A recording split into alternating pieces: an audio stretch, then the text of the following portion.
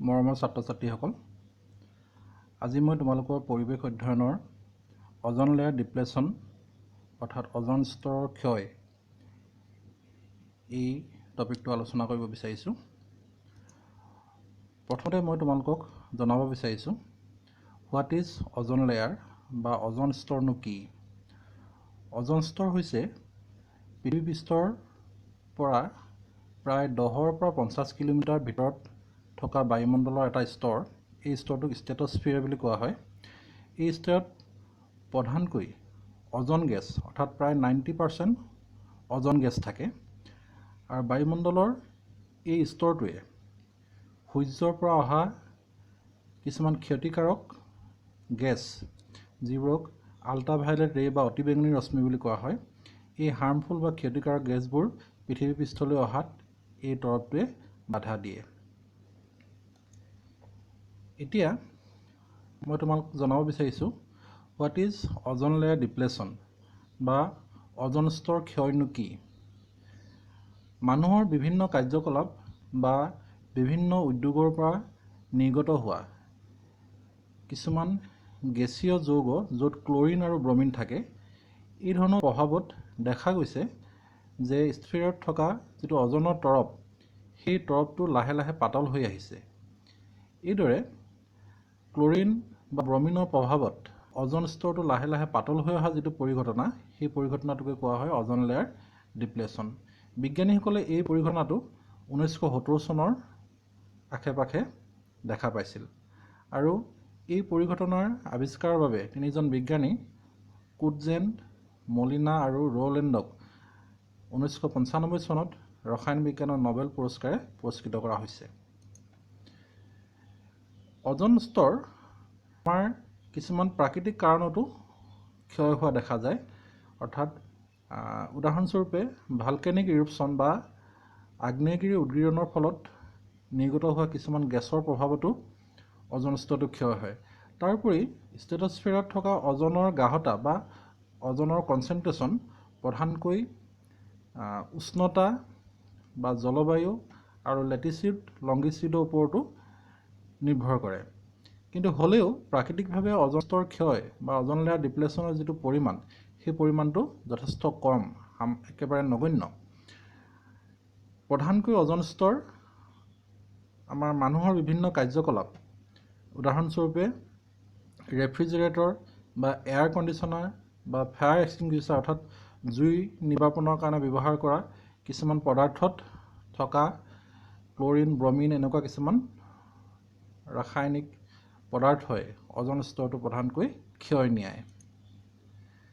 এতিয়া আমি আলোচনা কৰিব বিচাৰিছোঁ what are the causes of ozone layer depletion অৰ্থাৎ অজন ধ্বংস হোৱাৰনো কাৰণবোৰনো কি কি। বিভিন্ন কাৰণ আছে, তাৰে কেইটামান কাৰণ মই তোমালোকৰ আগত আলোচনা কৰিব বিচাৰিছোঁ। প্ৰথম কাৰণ হিচাপে ক্ল'ৰ'ফ্ল'ৰ'কাৰ্বন নামৰ এবিধ যৌগৰ কথা আমি ক'ব পাৰোঁ। ইহঁতক চমুকৈ CFC বুলি কোৱা হয়। আমি ব্যৱহাৰ কৰা চপ বা চাবোন বা বিভিন্ন ধৰণৰ চলভেণ্ট অৰ্থাৎ দ্ৰাৱক, spray, aerosol, refrigerator, air conditioner এনেকুৱাবোৰত CFC ব্যৱহাৰ কৰা হয়। এই CFC গেছবোৰ বা ক্ল'ৰ'ফ্ল'ৰ'কাৰ্বনৰ যিবোৰ গেছ, সেই গেছবোৰ বায়ুমণ্ডললৈ কিবা প্ৰকাৰে যদি লিক হৈ আহি সিহঁতি বতাহত গৈ ক্ৰমে ক্ৰমে যেতিয়া অজন স্তৰ পাব, তেতিয়া ইহঁতৰ প্ৰভাৱত সেই অজন স্তৰত থকা বা ষ্ট্ৰেটোস্ফিয়াৰত থকা অজন গেছসমূহৰ বিয়োজন ঘটে। ফলস্বৰূপে অজনৰ স্তৰটো লাহে লাহে পাতল হৈ আহিব ধৰে। মই এতিয়া তোমালোকক এটা ভিডিঅ' দেখাম। সেই ভিডিঅ'টোৰ জৰিয়তে তোমালোকে কেনেকৈনো CFC বা ক্ল'ৰ'ফ্ল'ৰ'কাৰ্বনে অজন স্তৰটো ক্ষয় হয় তাক ভাল ধৰণে বুজিব পাৰিবা। তোমালোকে এই ভিডিঅ'টো চোৱাচোন, ভালকৈ লক্ষ্য। মই ভিডিঅ'টো দেখাব বিচাৰিছোঁ তোমালোকক। চোৱাচোন, ষ্ট্ৰেটোস্ফিয়াৰে এইবিলাক হৈছে UV ৰে, তাৰে একাংশ UV ৰেক এই স্তৰটো ৰাখি দিছে, পৃথিৱী পৃষ্ঠলৈ পোৱাত বাধা দিছে। চোৱা, এতিয়া অজন গেছবোৰনো কি ধৰণে উৎপন্ন হয় সেই কথাটো চোৱাচোন। বায়ুমণ্ডলত থকা অক্সিজেন অৰ্থাৎ সাধাৰণ যিবোৰ অক্সিজেন O2, সেই O2 গেছক যেতিয়া UV ৰে প্ৰভাৱত আহি যায়, তেতিয়া তিনিটা O2 গেছৰ পৰা দুটা O3 বা অজন গেছ উৎপন্ন হয়। যেতিয়া CFC বা ক্ল'ৰ'ফ্ল'ৰ'কাৰ্বন CFCl3 কাৰ্বন ফ্ল'ৰিন আৰু ক্ল'ৰিন থকা এটা যৌগ, এই যৌগটো যেতিয়া বায়ুমণ্ডললৈ যাব, বায়ুমণ্ডলত সিহঁতি বতাহৰ প্ৰভাৱত গৈ এসময়ত ষ্ট্ৰেটোস্ফিয়াৰ পাব, তাত যেতিয়া UV ৰে পাব, সেই UV ৰে প্ৰভাৱত ইয়াৰ পৰা এটা ক্ল'ৰিন পৰমাণু আঁতৰি গুচি যায় আৰু সেই ক্ল'ৰিন পৰমাণুটোৱে যেতিয়া অজন মলিকুলটা পাব, তাৰ পৰা এটা অক্সিজেন পৰমাণু সি আঁতৰাই ক্ল'ৰিন মনক্সাইড উৎপন্ন কৰে আৰু অক্সিজেন গেছ উৎপন্ন কৰে। সেই ক্ল'ৰিন মনক্সাইডে আকৌ যেতিয়া এটা ক্ল'ৰিন অক্সিজেন এটম যেতিয়া পাব, সি আকৌ পুনৰ সেই অক্সিজেন এটমটোৰ সৈতে লগ খাই পুনৰবাৰ আকৌ ক্ল'ৰিন এটম উৎপন্ন কৰিব আৰু সেই ক্ল'ৰিন এটমটোৱে পুনৰ অজন গেছৰ বিয়োজন ঘটাব। এই ধৰণে এটা ক্ল'ৰিন পৰমাণুৱে প্ৰায় লাখতকৈও অধিক অজন গেছ অণুৰ বিয়োজন ঘটাব পাৰে। ক্ল'ৰ'ফ্ল'ৰ'কাৰ্বনৰ উপৰিও কিছুমান নাইট্ৰজেন যৌগ যেনে নাইট্ৰজেন ডাইঅক্সাইড বা নাইট্ৰিক অক্সাইড, নাইট্ৰাছ অক্সাইড, এনেকুৱা কিছুমান অক্সাইড আছে, সেই অক্সাইডবোৰৰ প্ৰভাৱত অজন স্তৰ ধ্বংস হোৱা দেখা যায়। এতিয়া আমি আলোচনা কৰোঁ যে অজন স্তৰ ধ্বংস হোৱাৰ ফলত ইয়াৰ প্ৰভাৱনো কি হ'ব পাৰে। প্ৰথমতে মানুহৰ স্বাস্থ্যৰ ওপৰতনো কেনেকুৱা প্ৰভাৱ, সেই বিষয়ে আমি আলোচনা কৰিম। যেতিয়া অজনৰ তৰপটো পাতল হৈ যাব বা অজনৰ তৰপটো যেতিয়া ধ্বংস হ'ব, তেতিয়া সূৰ্যৰ পৰা অহা UV ৰশ্মিবিলাক বা অতিবেঙুনী ৰশ্মিবিলাক সহজতে আহি পৃথিৱী পৃষ্ঠ পাবহি আৰু এই UV ৰশ্মিবিলাকৰ প্ৰভাৱত মানুহৰ ৰোগ আই কেটেৰেক্ট হ'ব পাৰে, চকুৰ কেটেৰেক্ট বা ইমিউন ডেফিচিয়েঞ্চি ডিছঅৰ্ডাৰ, অৰ্থাৎ আমাৰ ৰোগ প্ৰতিৰোধ ক্ষমতাৰ যিটো আছে সেই ৰোগ প্ৰতিৰোধ ক্ষমতাটো নাইকিয়া হ'ব পাৰে, তেনেকুৱা ধৰণৰ কিছুমান ৰোগ হ'ব পাৰে। এতিয়া আলোচনা কৰোঁ জীৱ জন্তুৰ ওপৰত কি ধৰণৰ প্ৰভাৱ।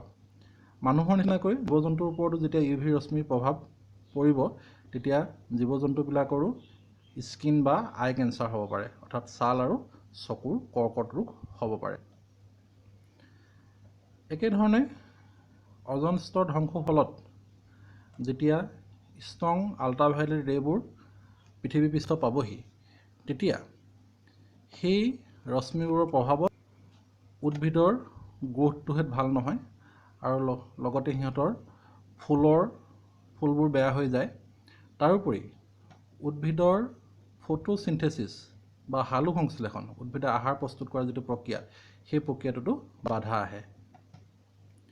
ইয়াৰ পিছতে আমি আলোচনা কৰোঁ এফেক্টছ অন মেৰাইন লাইফ, অৰ্থাৎ জলজ জীৱৰ ওপৰতনো কি ধৰণৰ প্ৰভাৱ হয়। তোমালোকে নিশ্চয় প্লেংটনৰ নাম শুনিছা, অৰ্থাৎ অসমীয়াত প্লৱক বুলি কয়। একেবাৰে কিছুমান ক্ষুদ্ৰ ক্ষুদ্ৰ জীৱ যিবোৰ পানীত থাকে। এতিয়া UV ৰে'বোৰ যেতিয়া সহজতে পৃথিৱী পৃষ্ঠ পাবহি, তেতিয়া সেই UV ৰে প্ৰভাৱত প্লেংটনবোৰ মৰি যায় আৰু প্লেংটনবোৰ হৈছে আমাৰ যি খাদ্য শৃংখল বা ফুড চেইন, সেই ফুড চেইনৰ একেবাৰে ল'ৱেষ্ট কম্পনেণ্ট, একেবাৰে নিম্ন স্তৰৰ উপাদান। প্লেংটনবোৰ যেতিয়া নাইকিয়া হৈ যাব, তেতিয়া ফুড চেইন বা খাদ্য শৃংখলতো ইয়াৰ প্ৰভাৱ। এতিয়া আমি আলোচনা কৰোঁ কেনেকৈনো অজন স্তৰ ধ্বংস হোৱাটো ৰোধ কৰিব পাৰি বা কেনেকৈ মিনিমাইজ কৰিব পাৰি, কিবা সমাধান আছে নেকি, এই বিষয়ে আলোচনা কৰোঁ। বিভিন্ন দেশত বিভিন্ন প্ৰস্তুত কৰা হৈছে, বিভিন্ন নীতি নিয়ম প্ৰস্তুত কৰা হৈছে, যিবোৰ নীতি নিয়মৰ জৰিয়তে নেকি আমি বায়ুমণ্ডলৰ অজন স্তৰটো ধ্বংস হোৱাৰ পৰা ৰোধ কৰিব পাৰোঁ, অৰ্থাৎ ধ্বংস হোৱাটো বাধা দিব পাৰোঁ। উদাহৰণস্বৰূপে আমি যদি পেষ্টিচাইডৰ ব্যৱহাৰ যদি কমকৈ কৰোঁ বা পেষ্টিচাইডৰ সলনি আমি যদি ইক' ফ্ৰেণ্ডলি কেমিকেলছ, অৰ্থাৎ যিবোৰ পৰিৱেশ বন্ধুভাৱাপন্ন দ্ৰব্য, তেনেকুৱা দ্ৰব্য ব্যৱহাৰ কৰি যদি আমি পোক পতংগবোৰ মাৰোঁ, অৰ্থাৎ কীটনাশকবোৰৰ সলনি যেতিয়া আমি পৰিৱেশ বন্ধুভাৱাপন্ন দ্ৰব্য ব্যৱহাৰ যেতিয়া কৰিম পোক পতংগ মাৰিবৰ কাৰণে, তেতিয়া হয়তো আমাৰ অজন স্তৰ ধ্বংস হোৱাৰ পৰা অলপ হ'লেও ৰক্ষা পৰিব, কিয়নো এই পেষ্টিচাইড বা কীটনাশকবোৰত ক্ল'ৰিন, বমিন এনেকুৱা কিছুমান ৰাসায়নিক দ্ৰব্য থাকে।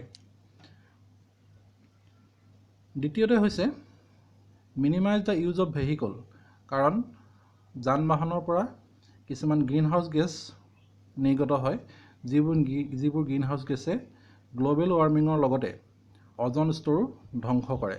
গতিকে যান বাহনৰ যদি আমি কমকৈ ব্যৱহাৰ কৰোঁ তেতিয়াহ'লে এই গেছবোৰ কমকৈ নিৰ্গত হ'ব, ফলস্বৰূপে অজন স্তৰটো ধ্বংস হোৱাত অলপ হ'লেও কম হ'ব, কমকৈ ধ্বংস হ'ব বা মিনিমাইজ হ'ব।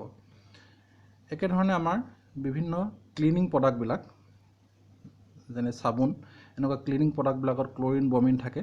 এই ধৰণৰ ক্লিনিং প্ৰডাক্টবিলাক যদি আমি কমকৈ ব্যৱহাৰ কৰোঁ বা তাৰ সলনি যদি ইক' ফ্ৰেণ্ডলি ক্লিনিং প্ৰডাক্ট যদি ব্যৱহাৰ কৰোঁ, তেতিয়া অজন স্তৰটো ধ্বংস হোৱাত আমি বাধা দিব পাৰিম। একেধৰণে বিভিন্ন নাইট্ৰজেনৰ অক্সাইডবোৰ যদি আমি কমকৈ ব্যৱহাৰ কৰোঁ বা একেবাৰে যদি ব্যৱহাৰ নকৰোঁ, তেতিয়াও আমাৰ কি হ'ব, অজন স্তৰটো ধ্বংস হোৱাত আমি বাধা দিব পাৰিম। তোমালোকে নিশ্চয় বুজি পালা। ধন্যবাদ।